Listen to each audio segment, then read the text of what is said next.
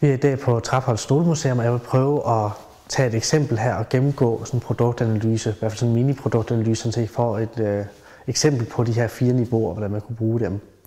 Til det har jeg den her stol herovre af Philips Starck. Når nu skal vi gå ind og analysere det her produkt, denne stol, så i det beskrivende niveau kan vi snakke om alt det, vi umiddelbart ser. Vi ser, at det er en transparent stol, det er et gennemsigtigt plastikmateriale. Vi kan se, at dens formsprog refererer til rokokoen, at den altså refererer til en tidligere traditionel stil. Og det er sådan set nogle af de ting, vi kan have med ind i det beskrivende niveau, hvad er det vores øje ser.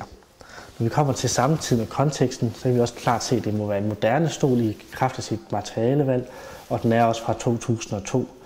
Og med armlæn og dens form og så videre indbyder til, at man sidder i den for eksempel omkring spisebordet og den type sædesituationer. Når vi går ind i selve produktanalysen, kunne man gå dybere ind i materialet. Hvad giver det af fordele? Det giver selvfølgelig mulighed for at lave transparens, det her polykarbonat, men det er også et slagfast materiale og forholdsvis ridsefast.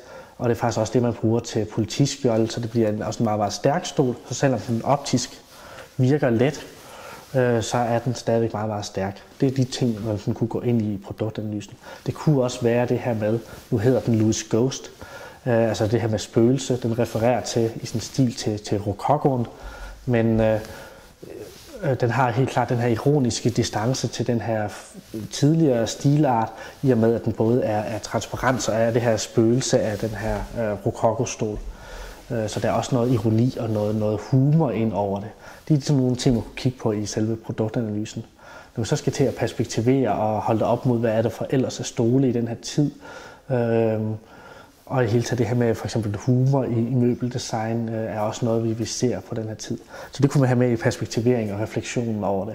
Vi kunne også have haft i vores produktanalyse noget omkring sædeergonomi, hvordan forholder den sig til kroppen. Og i vores efterfølgende refleksion, der kunne vi måske også have haft noget om, hvordan passer den egentlig til min krop og sådan nogle ting, hvor vi får det mere personligt ind over. Men det er sådan lige sådan for at give et konkret eksempel på de her 4 steps i analysen.